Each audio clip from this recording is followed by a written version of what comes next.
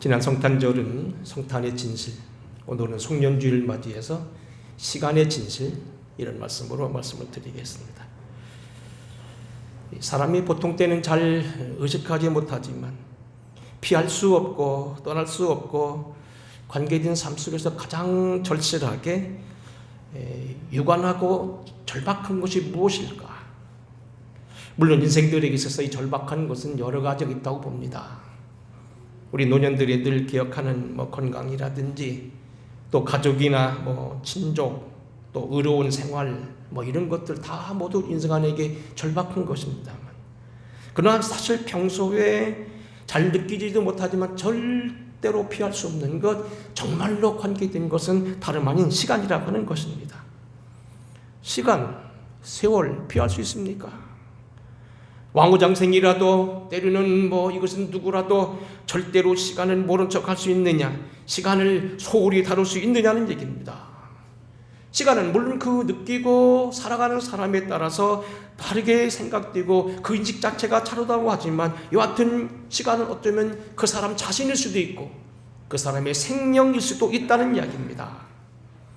시간이야말로 살아가는 사람의 태도에 따라서 다르지만 인생의 가장 심각한 부분이고 인생의 가장 소중히 다뤄야 될 그러한 분명한 거라는 얘기입니다. 자, 우리가 일상생활 속에서 그러면서도 가장 어렵고 다루기 힘들고 툭하면 도망가 버리기 쉬운 것이 시간이다. 문제는 오늘 시간은 도대체 무엇이냐, 어떻게 살아야 되느냐는 이야기입니다. 시간이 무엇이냐 하는 이야기는, 시간이 본질이냐 무엇이냐는 것은 시간을 대하는 내가 어떻게 시간을 사용하고 시간을 바로 살아야 되는가 하는 이러한 인생에 대한 지혜라는 얘기입니다. 2021년도도 또다시 한 해가 지나갑니다. 금년에는 우리가 알다시피 코로나 채 2년째고 백신도 나왔으므로 코로나가 다 종식이 되게 되고 지금쯤은 우리가 빵빠레를 올려가면서 한 해를 마감하고 내년에 활기찬 한 해를 맞이할 줄 알았는데 그렇지 않다는 얘기입니다. 과연 이 시대에 앞으로 모든 것들이 어떻게 될 것 같으며 악의 소식은 계속하여 들려오고 우리 주변에는 계속하여 내일에 대한 어떤 불안한 마음들을 가지고 살게 되는 그런 시대가 되었다는 얘기입니다. 잠깐이면 좋겠습니다만 코로나가 아직도 어디까지 계속될 것인지 염려가 되고, 이에 따라서 우리의 모든 생활도 달라질 것입니다. 잘못하면 이것이 오늘 가장 시급하고 우리나라의 존망에 달려있다는 내년의 대통령 선거에 어떻게 영향을 끼칠까 하는 것도 보통 염려가 아닙니다. 그래서 오늘 우리는 이 시간을 살아가면서 시간을 바로 대하도록 기도해야 될 것입니다. 자, 그러면 오늘 우리는 옛날 성인들도 시간에 대해서 그렇게 소홀히 대하지 않고 깨달은 자들은 시간 때문에 많이 고민했습니다.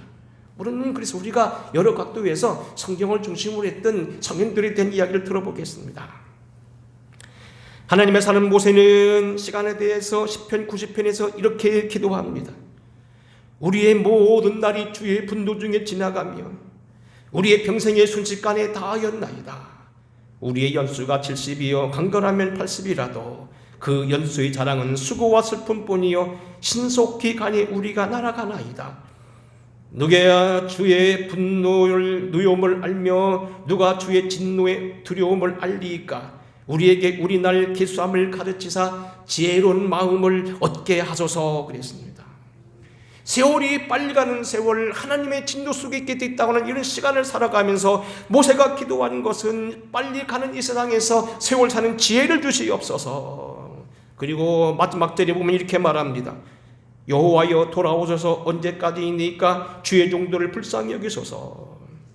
아침에 주의 인자하심이 우리를 만족하게 하사 우리를 일생 동안 즐겁고 기쁘게 하소서. 주 우리 하나님의 은총을 우리에게 내리사 우리의 손이 행한 대로 우리에게 견고하게 하소서. 우리 손이 행한 일을 견고하게 하소서. 불쌍히 여겨달라는 얘기는 무슨 얘기입니까? 시간에는 장사가 없다는 얘기입니다. 시간에는 예의가 없다는 얘기입니다. 하나님이 돕지 아니하시고 세월을 제대로 살 수가 없다는 얘기입니다. 주여 우리에게 돌아오소서. 주님이 우리에게 힘을 주시고 우리에게 지혜가 되어주시고 이 문제를 다룰 수 있는 능력을 달라는 얘기입니다. 주님이 개입해 달라는 얘기입니다. 사도 베드로는 시간이 어떤 것인지 말하기보다는 시간 속에서 정신을 차리라고 말합니다. 때를 따라 기다리며 하나님이 맡겨준 삶, 최선 삶을 살면 하나님이 높여주시고 시간을 승리할 수 있다고 말합니다. 베드로전서 5장입니다. 그러므로 하나님의 능하신 손 안에서 겸손하라. 때가 되면 너희를 높이시리라. 너희 염려를 다 주께 맡기라. 이는 그가 너희를 돌보심이라. 근신하라, 깨어라. 너희는 믿음에 굳게 하여 그를 대적하라. 그리하면 세상에 있는 형제들도 동일한 고난을 당한 줄 알지만 너희 악한 마귀가 물러갈 것이다. 잠깐 후면 다시 오실 주님 안에서 온전하게 하시며 굳건하게 하시며 강하게 하시며 털을 견고하게 하시리라. 권능의 세세로 그에게 무궁토리 쓸지어다. 우리가 믿음 안에 견고히 서게 되면 악한 것도 물러서고 세월을 방해하는 것들도 다 물러선다는 얘기입니다. 구체적으로 이렇게 말합니다. 베드로전서 2장입니다. 사랑하는 자들아, 거류민과 나그네와 같은 너희를 권하노니 영혼을 거스려 싸우는 육체의 정욕을 제어하라.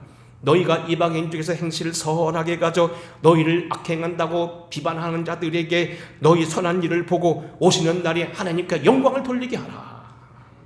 세월 사는 죄는 다른 게 아니라는 겁니다. 우리를 예수 믿는 사람들을 늘 비방하고 코로나가 우리가 물 뿌리고 다니는 사람처럼 그렇게 오해하고 막 가진 원고를 우리 덮어씌우지만 우리가 믿음으로 살아가고 끝까지 견디면 하나님이 우리를 하면 승리케 하신다는 얘기입니다. 다만 우리에게 주어진 모든 정욕과 욕심을 제어하라는 얘기입니다. 많은 욕심을 너무 부리지 말라는 얘기입니다. 주어진 본분 속에서 최선을 다하면 하나님이 이기게 한다는 얘기입니다. 사도 바울은 베드로보다 더 적극적으로 구체적으로 가리킵니다. 에베소서 5장 15절입니다. 너희가 어떻게 행할지를 자세히 주의하여 지혜 없는 자같이 하지 말고 오직 지혜 있는 자같이 하여 세월을 아끼라. 다 같이 하겠습니다. 세월을 아끼라. 세월을 아끼라. 때가 악하니라. 그러므로 어리석은 자가 되지 말고 오직 주의 뜻이 무엇인가 이해하라. 세월을 아끼는 것, 결국 때가 악한 건 이것을 이기는 방법은 주의 뜻을 무엇인지 이해하고 하나님 뜻 가운데 살아가는 것다는 얘기입니다. 우리가 흔히 말하는 대로 죄가 뭡니까? 빗나갔다는 겁니다. 나는 열심히 살고 나는 부지런히 살고 오늘도 예배도 등한히 하고 적당히 하고 믿음으로 사는 것 같고 자기 열심히 살았지만 하나님이 볼 때는 아니다, 나는 너를 모른다 할 수 있다는 얘기입니다. 그건 모든 것이 다 빗나갔다는 얘기입니다. 죄는 다른 게 아니고 자기 역할을 하지 않았다는 겁니다. 나는 열심히 그것이 하나님의 뜻이느냐 하고 살았는데 하나님이 아니었다고 얘기합니다. 그것이 죄요, 그것이 세월을 사실 허비하는 거라는 얘기입니다. 믿지 않는 사람들에 대해서는 이렇게 말합니다. 골로새서 4장입니다. 예인에 대하여는 지혜로 행하여 세월을 아끼라. 우리가 믿지 않는 동창생이라든지 가족 사람들, 때로는 우리가 오늘 주변에 있는 사람들 전혀 모른 척 살 수는 없다는 겁니다. 그러면 전도는 누가 하고 그들은 어떻게 구원받냐는 얘기입니다. 주님은 우리 안에 있는 우리만 사는 것이 아니라 우리 바깥에, 울타리 바깥에 있는 영혼들을 위해서 그들을 위해 기도했다고 되는데 그들은 누가 구원하냐는 얘기입니다. 그래서 의인들을 절대로 만나지 않을 수는 없지만 지혜로 행하여 세월을 아끼라는 겁니다. 마지막 때가 되면 더 경성하여 하나님 앞에 힘을 다해 살라고 말합니다. 너는 이것들을 알라. 말세에 고통한 때가 이르러 사람들이 자기를 사랑하며 돈을 사랑하며 자랑하며 교만하며 비방하며 부모를 거역하며 감사치 아니하며 거룩하지 아니하며 무정하며 원통함 풀지 아니하며 무함하며 절제하지 못하며 사나우며 선한 것을 좋아하지 아니하며 배신하며 조급하며 자만하며 쾌락을 사랑하기를 하나님 사랑하는 것보다 더한다. 잠깐 없어질 입체의 그것을 향하여서 거기에 투자하는 걸 더 좋아한다는 겁니다. 모세는 오히려 보이는 왕국보다는 하나님의 세계를 더 그리워했는데 이런 말세가 되면 그런 것이 아니라 거꾸로 간다는 겁니다. 영원한 하나님의 세계를 바라보다는 당시 잠깐 자기에 주어진 이익 때문에 모든 걸 팔아먹는다는 겁니다. 그럼 어떻게 해야 되느냐? 경건의 모양이 있으나 경건의 능력을 부인하는 자들인데 이 같은 자들에서 너는 돌아서야 된다는 얘기입니다. 그들을 따라가서는 아니 된다는 겁니다. 주님의 동생이요 초대교회 실세했던 야고보 장로는 야고보서에서 이렇게 말합니다. 그는 역시 하나님의 뜻이 가장 중요하다고 말합니다. 들으라, 너희 중에 말하기를 오늘이나 내일이나 우리가 어느 도시에 가서 1년을 머물며 장사하여 이익을 보리라 하는 자들아, 내일 일을 너희가 알지 못하는도다. 너희 생명이 무엇이냐? 너희는 잠깐 보이다가 없어지는 안개니라. 그래서 너희가 도리어 말하기를 주의 뜻이면 우리가 살기도 하고 이것저것도 하리니 이제는 너희도 허탄한 자랑을 하니 그런 자는 다 악한 것이다. 그러므로 사람이 선을 행할 줄 알고도 행하지 아니하면 죄다. 결국 우리가 오늘 여기 무슨 이익을 어떻게 보려면 마음대로 되자는 얘기입니다. 30세에 과장이 되고 40세에 부장이 되고 50세가 되면 우리가 CEO가 돼서 더 큰 일을 하리라 했는데 마음대로 되자는 얘기입니다. 우리 아들은 서울대학을 보내고 판검사가 되게 하고 장관이 되게 되고 또 원하면 뭐 총리도 되고 한다고 했는데 여러분 그렇게 되자는 얘기입니다. 하지만 우리는 말하기를 주의 뜻을 하기도 하라.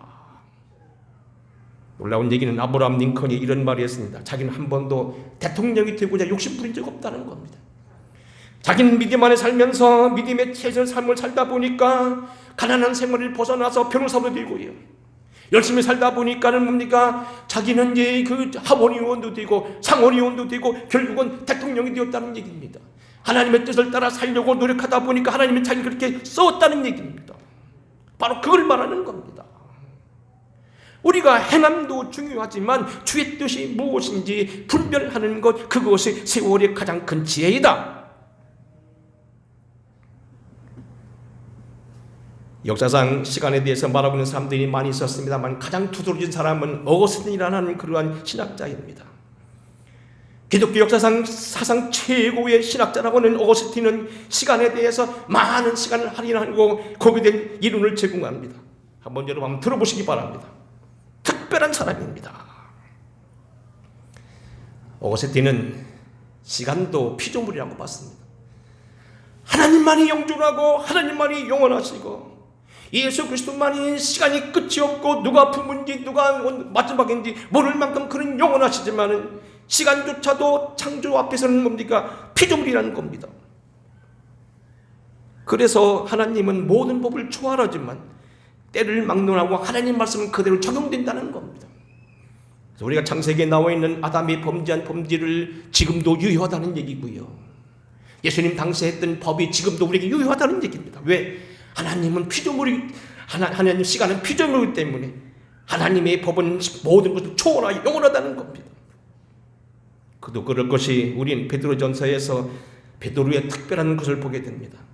주님이 노아 시대 때 이미 심판받았던 여러분부터 3,500년 전에 있었던 사람들이 전도했다는 기록이 나옵니다. 주님은 시공간을 초월하여 어디든지 가게 되고 시간도 결국은 그의 밑에 있어서 시간을 초월하는 하나님의 능력이 지금도 역사할 수 있다는 겁니다. 또 하나 우리가 이건 어려운 얘기고요. 우리 꼭 하나 드려야 될 말씀이 있습니다. 어거스틴에게 있는 모든 것이 현재라는 겁니다. 우리 인간의 시간을 가리켜 대개는 과거를 있고 현재가 있고 미래를 이야기하는데 과거도 미래도 다 현재라는 겁니다. 지나간 과거는 과거에 있었던 현재고 지금은 지금 있는 현재고 미래는 지금 있는 미래는 지금 미래에 있는 현재라는 겁니다. 무슨 얘기냐? 우리가 세월을 지금 현재의 삶을 주어진 삶을 최선 살게 되면 과거의 허물과 과거의 모든 죄악도 다 씻겨진다는 얘기입니다. 우리가 오늘 시대를 열심히 살고 주어진 시대를 한숨 한 점을 아껴가면서 믿음을 살면 미래는 우리에게 보장된다는 얘기입니다. 어째 놀랍지 않아요? 우리가 옛날에 무슨 죄를 지었고 우리 조상들이 무슨 죄를 지었고 아담이 무슨 죄를 지었고 우리 혈통에 무슨 악한 것이 있고 예수님의 족보에 있는 많은 그 여인들 다말처럼 라합처럼 때로는 그 여인들처럼 때로는 우리에게 씻기지 못할 그런 죄악이 있다 할지라도 오늘 내가 믿음을 붙잡고 은혜 안에서 열심히 살아가면 모든 죄는 다 씻겨진다는 겁니다. 다 용서받을 수 있다는 겁니다. 꼭 미래에 대해서 우리가 불안할 필요도 없다는 겁니다. 우리가 주어진 미래에 열심히 살고 오늘 최선의 삶을 살고 우리가 믿음을 살게 되면 미래는 하나님이 책임져 주신다는 겁니다. 천국은 우리에게 주어졌다는 겁니다. 어때요? 대단하지 않아요? 다 알고 있었어요? 여러분이 느끼는 것보다도 이것을 이론으로 정리한 어거스틴 대단한 사람입니다. 오늘 2021년도 12월입니다. 1년 동안 돌아보게 되면 크고 작은 사건들, 때는 부끄러웠던 사건들 많이 있지만 오늘이라도 지금 정신 차려서 바르게 살기 결심하면 모든 죄는 씻겨진다는 겁니다. 회개하면 주님이 우리를 용서해 주신다는 겁니다. 내년 삶이 우리에게 불투명하고 때는 불안하지만 오늘 우리가 주어진 삶은 한 시간도 소홀히 하지 않고 믿음으로 살아가고 기도하면 그 미래의 세계는 내게 분명하게 좋은 것 주어진다는 겁니다. 대단한 겁니다. 자, 이제 여기는까지 해두고요. 본문으로 돌아옵니다. 성경을 많이 보셔야 됩니다. 전도서를 지었던 전도자는 무엇라고 시간을 말했냐는 겁니다. 본문 1장 1절을 보게 되면 이 전도자가 다름이 아닌 솔로몬입니다. 1절 우리 다 같이 한번 읽어보겠습니다. 자, 시작. 다윗의 아들 예루살렘 왕 전도자의 말이니라. 2절 전도자가 이르되 헛되고 헛되며 헛되고 헛되니 모든 것이 헛되도다. 다윗의 아들로 다윗의 왕위를 물려받았던 솔로몬이 지은 시가 바로 여기 전도서란 얘기입니다. 고금동서에 가장 많은 지혜로웠던 그러한 왕, 가장 큰 부귀와 영광을 누렸던 왕. 하지만 한때는 그것이 행복에 겨워서 때는 하나님을 버리고 우상에 빠졌던 그런 사람. 그런데 그가 마지막에 전도서를 쓰면서 회개하고 돌아왔다는 얘기입니다. 결국 특별한 삶을 살았던 사람, 오늘 우리가 동서양 근대의 아라비안 나이트란 책에도 보게 되면 솔로몬을 완전히 신적인 사람으로 예언자를 뛰어넘어서 완전 신으로 표현할 정도로 이렇게 큰 사람으로 표현했고, 가장 많은 부귀와 영광을 누렸던 왕이지만은 타락하여 하나님의 경과를 버리고 매를 맞았던 사람. 하지만 그가 말년에 회심하여 오늘 전도서를 줬다고 보는 것입니다. 그러면 그렇게 많은 지혜를 누렸던 사람, 깨달은 사람, 주님께 회개하여 지금 눈앞에 죽음을 눈앞에 두고 있는 이 솔로몬이 깨달은 시간의 진실은 뭐냐는 겁니다. 여러분 오늘 기대하시고 한번 들으시기 바랍니다. 첫 번째는 1장 9절입니다. 다 같이 읽어보겠습니다. 1장 9절 10절 시작. 이미 있던 것이 후에 다시 있겠고 이미 한 일을 후에 다시 할지라. 헤아리는 새 것이 없나니 무엇을 가리켜 이르기를 보라 이것이 새 것이라 할 것이라 있으랴. 우리가 오래전 세대들에도 이미 있었느니라. 이미 있던 것이 후에 다시 있겠고 이미 한 일은 후에 다시 할지라. 헤아래는 새 것이 없나니. 다 같이 하세요. 헤아래 새 것이 없다. 헤아래 새 것이 없다는 겁니다. 당신이 지나온 생활을 살아보고 부귀와 영광을 지내고 왕위가 될 때도 많은 고민 속에서 때로는 죽고 사는 문제를 겸하게 되었고 수없는 전쟁을 치르게 되면서도 수없는 백성들을 다스려보고 하나님의 능력 속에 붙잡혀보고 신기한 능력을 체험을 또 해봤지만 가만히 살펴보니 나이가 막 먹고 보니까 마찬가지더라. 이런 얘기하면 좀 여러분 한번 웃고 넘어가시는지 모르겠습니다. 요즘 신문에 가끔 나오는 단어가 하나 있는데 조삼보사라는 말이 있습니다. 여러분 이 말씀 여러분 아시는 분 계세요? 아침에는 세 덩이고 저녁에는 네 덩어리라 그 소리입니다. 어떤 사람이 배급을 다 먹는데 세 덩어리를 받았어요. 화가 나서 이거면 조금만 주라고 화를 냈어요. 그랬더니 저녁에는 네 덩어리가 나왔어요. 근데 덩어리가 작아요. 세 개 가지고 네 개를 만드는 거예요. 내년에 선거를 치르는데 3월 9일날 선거 치른다니까 세금이 많다고 놀래니까 3월달까지 세금을 줄여주겠다는 겁니다. 안 내게 하겠다는 겁니다. 그러나 그 후에가 다시 정하겠다는 겁니다. 뻔할 뻔짜는 겁니다. 조삼모사. 아침에는 세 덩어리더니 저녁에는 네 덩어리더라. 그게 그거라는 겁니다. 여기 저희 더하면은 저도 미운 털백일까봐 더 이상 않겠습니다. 특별한 신앙을 갖고 특별한 뭘 갖고 열심히 살아본 것 같고 나름대로 요새 막 주의를 빼먹어가면서 들로 산으로 막 다녀가면서 열심히 벌었는데 나중에 죽는 건 마찬가지더라. 그런 얘기입니다. 이 말을 거꾸로 표현하면 이런 얘기입니다. 한 번은 저희 아버님이 병원에 오래 입원해 계셔서 거의 돌아가실 때쯤 제가 많이 간호를 해드렸습니다. 평생에 하지 못한 효도 그때 열심히 하면서 어머니 옆에서 그냥 같이 병상에 같이 있어가면서, 왜냐하면 제가 했던 교회는 조그마한 교회 새벽기도 거기 있는데 양해를 구하고서 문왕 아버님이 다급하셨고 아버님이 저 때문에 목회한다고 많이 걱정하셔서 제가 일부러 특별히 그렇게 해드렸습니다. 토요일 날이 되어서 이제는 교회로 돌아오게 되었습니다. 어떻게 하다 보면 차가 끊어져 가지고서 어떻게 하다 보면 택시를 같이 몸에 타게 되었습니다. 지금 생각하면 공주 상석교회에 있는 그 분들이신데 그분들 같이 차를 타게 되었습니다. 흔히 뭐 이렇게 있잖아요. 대전 같은 큰 도시에 보게 되면 시골로 가는 택시가 빈 차로 가기 어려우니까 싸게 사는 게 있잖아요. 그래서 거기 같이 타고 옵니다. 여러 얘기를 합니다. 제가 묻습니다. 이러저러 신앙 얘기랑 전도를 하는데 그러더라고요. 내가 그랬습니다. 주일을 나가신대요. 그래 그랬어요. 못 심을 때 같은데 힘들지 않아요? 그랬더니 그럽니다. 그분이 그러더라고요. 일생에 뭐를 2번 심나요? 응? 살아가는 거 마찬가지죠. 어떤 사람들은요, 자기가 열심히 부리면요, 주일날 빼먹고 살아면 뭐를 10번 심을 것처럼 살아간다는 거예요. 쓸데없는 지리라는 얘기입니다. 한번 전도서를 읽어보겠습니다. 3절을 읽어봅니다. 해 아래에서는 수고하는 모든 수고가 사람에게 무엇이 유익한가? 한 세대는 가고 한 세대는 오되 땅은 영원히 있도다. 해는 뜨고 해는 지되 그 떴던 곳으로 다시 빨리 돌아가고 바람은 남으로 불다가 북으로 돌아가며 이리저리 돌며 바람은 그 불던 곳으로 돌아가고 7절부터 같이 읽겠습니다. 시작. 모든 강물은 다 바다로 흐르되 바다를 채우지 못하며 강물은 어디로 흐르든지 그대로 연하여 흐르느니라. 모든 만물이 피곤하다는 것은 사람이 말로 다 말할 수는 없나니 눈은 보아도 족함이 없고 귀는 들어도 가득 차지 아니하도다. 이미 있던 것이 후에 다시 있겠고 이미 한 일 후에 다시 할지라. 해 아래는 새 것이 없나니 무엇을 가리켜 이르기를 보라 이것이 새 것이라 할 것이라. 있으랴 우리가 있기 전에 오래 세대들에도 이미 있었느니라. 이전 세대들이 기억함이 없나니 장래 세대도 그 다음 세대들과 함께 기억됨이 없으리라. 우리가 아무리 길을 쓰고 살아봐도 하나님 없이 노력해봐도 별짓 다 해봐도 죽는 거 똑같다는 겁니다. 내가 고대광실의 큰 집에 살아봐도 내가 열심히 노력해도 때로는 다른 사람 하지 않는 아침 새벽에 일어나서 천리마 운동을 하고 새벽별 우기를 운동을 하고 천삽뜨기 운동을 해도 하나님의 축복하지 않으면 아무것도 아니라는 겁니다. 사는 건 마찬가지라는 얘기입니다. 하나님의 섭리와 의미를 떠나서는 것은 아무것도 없다는 얘기입니다. 부자로 살았다고 더 사냐는 겁니다.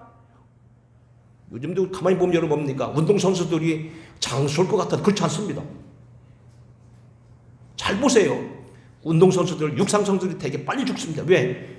하나, 둘, 땅! 시간 다투거든요. 맨날 긴장하고 산다는 거. 여러분 똑같습니다. 어떤 사람들이 더 많이 가지고 살고 밥을 더 많이 먹으면 더 사냐? 그러면 요즘 같이 밥이 터지게 먹지 뭐. 근데 요즘 밥 많이 먹으면 당뇨병 걸리죠. 남자로 태어났건 여자로 태어났건 부자로 살았건 부자로 살지 않았던 대학을 졸업했건 안 했건 한 줌에 다 제로 돌아가고 한 시간에 모든 정점에 돌아가는 바다처럼 흘러가 버리고 만다는 겁니다. 근데 이 말을 이렇게 풀어줘야 됩니다. 선을 행하는 사람 선으로 거두고 악을 행하는 사람 악으로 거두더라. 예전에도 그렇다는 겁니다. 자 보세요. 어떤 사람 예를 들어 봅니다. 아브라함, 이삭, 야곱, 요셉이 열심히 살았습니다. 어려운 세파 가운데 하나님 믿음으로 살았습니다. 그들을 하나님 축복해 주셨습니다. 요셉 같은 경우는 총리 대신이 되게 하고 바로의 아비가 되게 하고 모든 사람들이 그의 손에서 구원을 받게 되고 놀라운 일들이 벌어지게 됩니다. 요즘도 마찬가지라는 겁니다. 믿음으로 살면 하나님이 복 주신다는 겁니다. 반면에 에서처럼 조급하며 장자의 명분을 소홀히 한 것 같이 생각 없이 살다 보면 마구잡이로 살다 보면 물질만 좋다 하다 보면 거두는 곳이 무엇이라는 겁니다. 자동차가 나오면 좋은 것만 그때그때만 사붙이고요. 좋은 음식 있으면 그거 먹으러 미천지를 가고요. 좋은 거 있으면 자꾸 바꾸고요. 돈 버는 사람들이 옷을 바꾸고 아파트를 바꾸고 자동차를 바꾸고 마누라 바꾸고 다 바꿔도 무엇이 행복하다는 얘기입니다. 똑같다는 겁니다. 세상에 살아가는 건 뭐냐면 이미 있었던 것이 있었고 전에 있었던 것이 또 있는 거고 또 돌아가는 것이지, 역사는 반복되는 것이지 특별한 것이 없다는 겁니다. 믿음으로 살아가는 게 복이면 지금도 복이라는 거고요, 믿음으로 살지 아니하면 이제 또 재앙은 재앙이라는 겁니다. 이 안에 새 것이 없다는 겁니다. 그게 그거라는 겁니다. 두 번째는요, 세월 속에 낙을 누린 삶과 부귀의 삶을 누린 것도 결과는 대동소이하다는 겁니다. 1장 12절 읽어보겠습니다. 1장 12절로 18절입니다. 자, 시작. 나 전도자는 예루살렘에서 이스라엘 왕이 되어 마음을 다하며 지혜를 써서 하늘 아래에 행하는 모든 일을 연구하여 살핀즉 이런 괴로운 것이니 하나님이 인생들에게 주사 수고하게 하신 것이라. 14절. 내가 해 아래에서 행하는 모든 일을 보았노라. 보라, 모두 다 헛되어 바람을 잡으려는 것이로다. 구부러진 것도 곧게 할 수 없고 모자란 것도 셀 수 없도다. 내가 내 마음속에 말하여 이르기를 보라, 내가 크게 되고 지혜를 더 많이 얻었으므로 나보다 먼저 예루살렘에 있던 모든 사람들보다 낫다 하였나니 내 마음이 지혜와 지식을 만나 보았습니다. 내가 다시 지혜를 알고자 하며 미친 것들과 미련한 것들을 알고자 하여 마음을 썼으나 이것도 바람을 잡으려는 것인 줄을 깨달았도다. 지혜가 많으면 본리도 많으니 지식을 더하는 자는 근심을 더하느니라. 솔로몬 왕의 여러분 우리가 알다시피 1000번제를 드리니까 하나님 나타나서 뭘 주냐니까 딱 지혜가 생겼다고 하는데 그걸 너무 여러분 쉽게 생각하면 안 됩니다. 솔로몬은 그 뒤로도 많은 책을 읽었을 겁니다. 지혜를 구하며 살았을 겁니다. 그래서 점점 지혜가 많아졌을 것입니다. 바로 본문입니다. 내가 크게 더하고자 하여 지혜를 구했고 지혜를 더 가져봤다는 겁니다. 글도 많이 써봤다는 겁니다. 그뿐만 아닙니다. 2장 한번 넘어가보겠습니다. 2장은 또 구체적입니다. 2장 1절부터 7절입니다. 2장 1절. 자, 시작. 나는 내 마음에 이르기를 자 내가 시험 삼아 너를 즐겁게 하리니 너는 낙을 누리라 하였으나 보라 이것도 헛되도다. 2절. 내가 웃음에 관하여 말하기를 이것은 미친 것이라 하였고 희락에 대하여 이르기를 이것이 무슨 소용이 있는가 하였노라. 3절. 내가 내 마음으로 깊이 생각하기를 내가 어떻게 하여야 내 마음을 지혜로 다스리면서 술로 내 육신을 즐겁게 할까. 또 내가 어떻게 하여야 천하의 인생들이 그들의 인생을 살아가는 동안 어떤 것이 선한 예진지를 알아볼 때까지 내 어리석음을 꼭 붙잡아 둘까 하여 나의 사업을 크게 하였노라. 내가 나를 위하여 집들을 짓고 포도원을 일구며 5절. 여러 동산과 고안을 만들고 그 가운데 각종 과목을 심었으며 나를 위하여 수목을 기르는 삼림에 물을 주기 위하여 못들을 팠으며 남녀노비들을 사기도 하고 나를 위하여 집에서 종들을 낳기도 하며 나보다 먼저 예루살렘에 있던 모든 자들보다 내가 소와 양떼의 모든 소유를 더 많이 가졌으며 내가 정말로 낙을 누려보려고 더 많은 토지를 소유해보고 샘을 파고 때는 뭡니까 과원을 짓고 나무를 심고 수목을 가꾸고 노비를 만들고 연못을 파고 그렇게 해보고 저렇게 해보고 다 해봤다는 겁니다. 양과 소떼도 넘치게 그랬다는 겁니다. 8절입니다. 8절로 11절 또 있습니다. 시작. 은금과 왕들이 소유한 보배와 여러 지방의 보배를 나를 위하여 쌓고 또 노래하는 남녀들과 인생들이 기뻐하는 첩첩들을 많이 두었더라. 내가 이같이 창성하여 나보다 먼저 예루살렘에 있던 모든 자들보다 더 창성하니 내 지혜도 내게 여전하도다. 무엇이든지 내 눈이 원하는 것을 내가 금하지 아니하며 무엇이든지 내 마음에 즐거워하는 것을 내가 막지 아니하였으니 이는 나의 모든 수고를 내 마음이 기뻐하였습니다. 이것이 나의 모든 수고로 말미암아 얻은 몫이로다. 그 후에 내가 생각하여 본즉 내 손으로 한 모든 일과 내가 수고한 모든 일이 다 헛되어 바람을 잡는 것이며 해 아래에서 무익한 것이로다. 어제 마침 몇 분들이 남아서 영화를 좀 보고 싶다고 그래서 지난번 본 영화를 뵀더니 재미없다고 그래서 좀 재미있는 거 보여드렸습니다. 인디아나 존스. 성막을 찾는 거죠. 잃어버렸던 성기를 찾는 방. 근데 어제 저녁에 와가지고 그래서 그 비슷한 영화를 찾아보다 보니까 솔로몬 광산이 있더라고. 킹 솔로몬이라는 게 있더라고. 그랬더니 이것은 스티브 스필버그 한 게 아니고 다른 사람이 만들었는데 비슷하더라고요. 솔로몬이요 마지막에 뭡니까? 아프리카에다 큰 동굴을 파고 거기다가요 보물을 쌓은 창고가 있다는 거예요. 그래서 그것을 빼앗아가기 위해서 러시아 황제와 사람들이 서로 각축을 하며 싸우는 거예요. 아프리카 사람은 그것을 잡으면 전 세계를 통일한다고 생각했고요. 러시아 사람은 러시아 사람대로 그것을 잡으면 러시아가 전 세계를 통일한다고 믿었어요. 그래가지고 막 싸우는 장면이더라고요. 앞에만 보고 말았습니다. 여하튼 솔로몬은 뭐냐? 무지한 본분을 가졌던 사람은 소문이 나 있어. 내가 다른 사람보다 더 많은 은금과 보배를 나를 위하여 쌓고 내 인생들을 위하여 초축을 많이 두었노라. 내가 이 모든 자들보다 더 장성하여 내 지혜도 영원하도다. 내 눈이 원하는 건 금하지 아니하고 다 누렸다는 겁니다. 근데 알고 보니까 아무것도 아니다라는 겁니다. 누가 웃는 얘기를 얘기하지요. 30세가 되기 전에 전 세계를 다 석권했던 알렉산더가 마지막에 돌아오는 길에 열병이 걸려서 페르시아의 수상궁에서 갑자기 죽었게 되니 졸제 그가 뭡니까? 객설을 하게 되는데 그가 마지막에 이렇게 유언했다는 겁니다.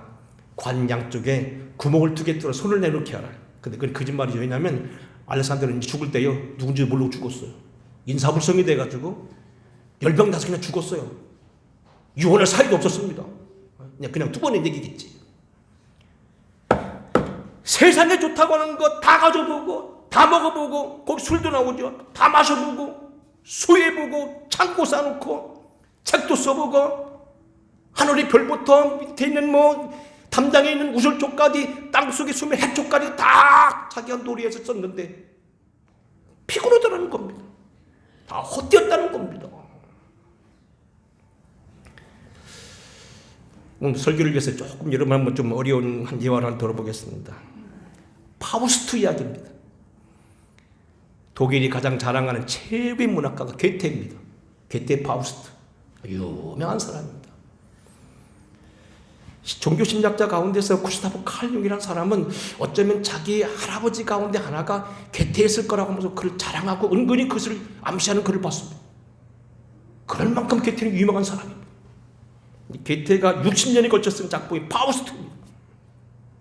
꾸미는 얘기가 아니고 유럽 전역에 있었던 이야기, 파우스트 이야기를 그가 책으로 엮어낸 겁니다. 50년 걸려 썼다는 겁니다.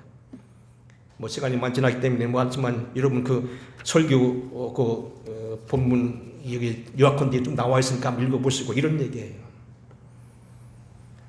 한 사람이 세상의 영혼을 찾아서 헤매다가 어느 날 마귀를 만났어.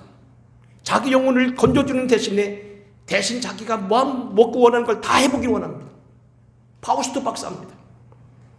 그래서 파우스트가 결국 자기 영혼을 마귀에게 넘겨주기로 하고 사실 말하면 뭡니까? 모든 욕구, 돈, 재물, 지혜, 고관대작 그리고 때는 시간을 초월해서 세계 최고의 미인이라고 하는 트로이의 헬렌의 여자와도 같이 살고 아기까지 낳습니다. 근데 그가 나중에 100세가 이르러 이리저리 하다 결국 죽게 되는데 눈이 앞을 안 보이고 그런 가운데 죽게 되는데 결국 그는 어떻게 되느냐? 그레티엔이라고 하는 평범했던 한 여인, 사랑하는 여인의 기도 속에 의해서 마귀에게 넘기지 않고 천국으로 간다는 얘기입니다. 가장 위대한 것은 기도했다는 거고 그레티엔이 사랑의 믿음이었다는 겁니다. 여러분 혹시 사랑하는 부모로부터 기도를 물려받았다면 축복인 줄 아시기 바랍니다. 사랑하는 친구가 여러분에게 기도하는 친구가 있다면 그건 너무나 복인 줄 아시기 바랍니다. 결국 마귀에 끌려가기로 했던 파우스트는 그가 사랑했던 한 여인 그레티엔, 사실 이것은 우리가 잘 보면은 괴테가 사랑했던 여인 그러나 결혼하지 못했던 괴테는 일생을 혼자 살았습니다. 어쨌든 그 여인을 그리감었다는 건데 그 여인의 기도 속에서 마귀에게 주어지지 않고 천사의 손에 걸려 천국에 간다는 얘기입니다. 무슨 얘기냐면 게이테의 파우스트는 바로 전도서가 바로 그 핵심입니다. 왕이 모든 낙을 누려보고 마실 것 다 마셔보고 가질 것 다 가지고 배울 것 다 가지고 하늘 천상부터 시작해서 담에 있는 무설쪽까지 거듭말합니다만 땅속에 있는 것 바닷속에 있는 시면에 있는 모든 해쪽까지 다 논할 수 있는 지혜를 가졌지만은 아무것도 아니었다는 겁니다. 천국에 있는 보석 하나만도 못했다는 겁니다. 세례 요한이 세상의 난 자보다 제일 큰 자였지만 천국 가면 아무것도 아니라는 겁니다. 가장 작은 자라는 겁니다. 그 밑에 많죠. 16절부터 나오면 뭡니까?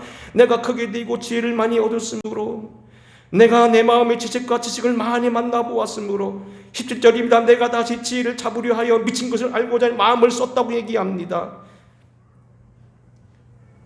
사업도 크게 하고 남녀노비도 많이 들고 포도원을 일구고 종들을 낳고 은금을 쌓아두고 우물을 파고 연못을 만들고 은금을 많이 했어도, 그리고 생각해봐도 모든 건 다 무익하다는 겁니다. 2장 11절입니다. 그 후에 내가 생각해 본 적 내 손으로 한 모든 일과 내가 수고한 모든 것이 다 헛되어 바람을 잡는 것이며 해 아래 무익한 것이었다.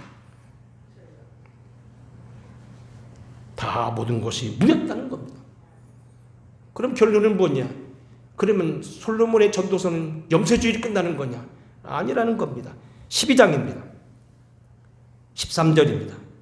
이래 결국을 내가 다 들었으니 하나님을 경외하고 그의 명령을 지킬지어다. 이것이 모든 사람이 본분이로다. 다시 한번 읽겠습니다. 12장 13절 시작. 이래 결국을 다 들었으니 하나님을 경외하고 그의 명령을 지킬지어다. 이것이 모든 사람이 본분이로다.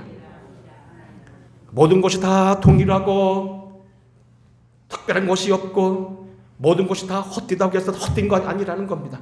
하나님 안에서 한 것만큼은 분명하다는 겁니다. 전 그래서 여러분들이요, 조금 작은 선을 했더라도, 전에 목사님 뵙기 때문에 더 그럽니다만, 여러분이 조그마한 테레비 하나 사놔서 다 저는 이름 올리기를 원합니다. 왜? 역사는 공정해야 되거든요. 역사는 정확해야 됩니다. 여러분이 때로는 열심히 토요일마다 와서 청소하고 한 것도 다 저는 기록을 했으면 좋겠습니다. 하나님 다 보고 계실 겁니다. 누가 그러더라고요. 우리 교회에서 선행상 얘기하니까 우리 교회는 다 선행상 상 줘야 된다. 1층 목도를요, 무슨 자기 집 안방처럼 닦는 사람도 있어요. 사실 이럴 때 뭡니까? 가족들하고 놀고 어디 풀놀 다니고 싶은데요, 교회 와서 창문에 소리를 넣고요, 음식을 넣고요, 내일 뭐 해먹일까, 재무부원들 뭐 할까, 열심히 차 운전하시는 장로님에서 뭐 할까 하고 고민하면서요, 여러 날 고민해서 하는 분들이 있어요. 다 선행이에요. 그런 것들이 기록되기 원한다는 겁니다. 잠언서 1장 7절입니다. 여호와를 경외하는 것이 지식의 근본이거늘 미련한 자는 지혜와 훈계를 멸시하는도다. 여호와를 경외하는 것이 지혜의 근본이요 거룩하신 자를 아는 것이 생명이니라. 하나님을 안에서 한 것, 하나님을 아는 것 최고라는 얘기입니다. 오늘 설교 좀 어려웠겠습니다만 마감을 하면서 한 얘기만 더 하겠습니다. 중국 선교사 허드슨 테일러에 대한 이야기입니다. 참 오늘 이 중국에 대해서는 우리가 참 이건 뭡니까? 불가원 불가근, 가까이 할 수도 멀리 할 수도 없고, 왜? 같이 땅이 붙어 있고 우리 영향을 주던 나라고 여전히 앞으로 영향을 줄 거예요. 중국을 미워할 수는 없습니다. 근데 여하튼 중국이 아직까지는 공산당입니다. 그리고 중국이라는 것은 뭐냐? 기득 정권이 아니에요. 그래서 언제 어떻게 변할지 몰라요. 좀 어려움이 있습니다. 참 정치하는 분들 고민도 많겠다. 문재인 대통령 요거지만 사실 중국에 대해서는 참 어려울 거라고 봐요. 근데요, 중국 선교사 오래 하던 분 얘기합니다. 2018년도 갑자기 그들이 신종교 무슨 법이라는 걸 만들어가지고 선교사들을 사실 추방한 거나 마찬가지죠. 비자를 안 내주고 까다롭게 하니까 결국 견디지 못해 나왔어요. 근데 추방이라는 단어를 하기 못하니까 무슨 비활동적 그냥 출국이라 해서 이름 붙여주더라고요. 선교사들 명예를 하기 위해서 그렇다는 겁니다. 근데 2018년도 그들이 그렇게 어려움 당하기까지 공식적으로 중국이 발표한 기독교인이 3,500만 명이라는 겁니다. 근데 비통계로 보게 되면 가정교회까지 합하면 1억이 넘는다는 겁니다. 맞는 얘기예요. 얼마나 예수 삶이나 몰라요. 장각에 있는 교인 제가 설교되었습니다만 주일날 가면 그냥 200명, 300명씩 모여요. 그것도 일부 예배 드리고, 우리 특별 순서 있으면요, 악기를 가지고 나와서 뭔데가 막 퍼레이드를 하고요, 환영을 하고 하면서요. 중국 사람들 악기 참 잘 다뤄요. 가는 데마다 몇백 명씩 모여요. 대단합니다. 우리도 저런 때가 있었나 할 정도로 말이에요. 그래서 1억 명이 예수 믿었다는 거예요. 그러니까 중국 정부가 생각할 때 조금 정치적 부담이 됐던 모양이에요.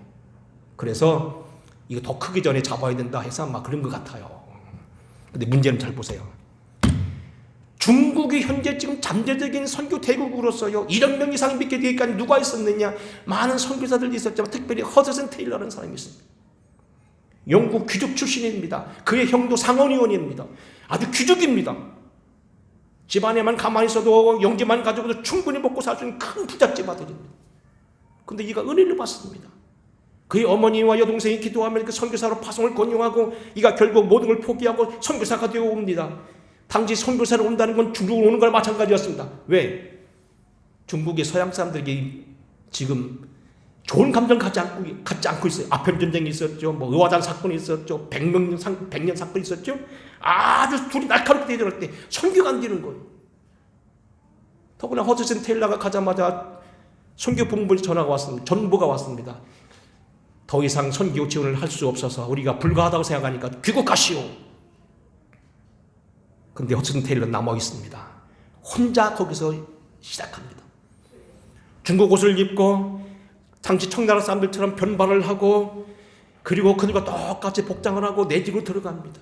대개 선교사들은 상해나 큰 도시에서 보내준 선교사 돈으로 큰 집을 짓고 차를 타고 다녔지만 허드슨 테일러는 하나하나 걸어다니면서 그걸 어렵게 선교를 합니다. 그래서 중국 선교의 기반을 잡고 이걸 따라서 많은 후배들이 따라서 합니다. 그래서 사실 중국 선교가 결국 성공하게 되고 1억이라고 하는 그런 놀라운 숫자가 공산당이 통치했음에도 불구하고 그렇게 부흥된 이유는 뭐냐면 허드슨 테일러입니다. 이건 누구나 인정합니다. 장감성을 불문하고. 근데 보세요. 허드슨 테일러가 처음에 선교사를 갔는데 많은 사람들이 뭐라고 했냐면 저 사람은 상원의원 아무개 동생 허드슨 테일러 그랬다는 거예요. 근데 그 뒤로 몇 년이 지난 다음에 이름이 바뀌었습니다. 저 사람 상원의원 허드슨 테일러의 형 누구야? 그 가문의 중심이 허드슨 테일러가 됐다는 겁니다. 뭐 좋은 예언인지는 모르겠습니다만 허드슨 테일러는 그곳에서 일생을 바쳤고 부인이 죽고 고통을 당하고 어려움을 많이 당하고 때로는 실망하여 때로는 낙망했다가 다시 들어가기도 하는 그런 절차를 많이 밟았습니다만 오늘날 역사가들과 모든 중국의 선교사들과 모든 하나님은 허드슨 테일러를 영원히 기억한다는 겁니다. 자, 본문으로 돌아옵니다. 로마서 14장입니다. 하나님의 나라를 먹는 것과 마시는 것이 아니요 오직 성령 안에 있는 의와 평강과 희락이라. 이로써 그리스도를 섬기는 자는 하나님을 기뻐하시게 하며 사람에게도 칭찬을 받느니라.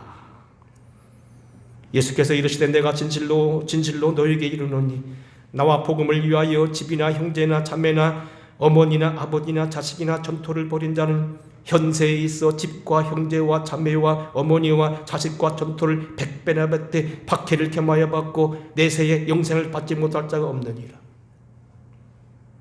현재 지금 우리 교인들 가운데도 우리 장로님의 자제들 또 우리 권사님들이 뭐 많은 분들이 믿음의 종들이 됐고 우리 여기 와 계신 한원자 집사님의 딸도 지금 현재 저쪽 경상도 고령이라는 큰 곳에 군에 있는 큰 교회 사모님입니다만 지금은 아무 이름도 없을 겁니다. 가문에서는 저만치 밑에 가장 가난하게 사는 자녀들일 겁니다. 하지만 세월이 바뀌어보라는 얘기입니다. 하나님이 그들의 이름을 높일 거라는 얘기입니다. 일의 결국을 다 들었으니 하나님을 경외하고 그의 명령을 지킬지어다. 이것이 그 사람의 본분이니라. 하나님은 모든 행위와 모든 은밀한 일을 선악간에 심판하신다. 하나님이 판결하실 거라는 겁니다. 한 해가 지나갑니다.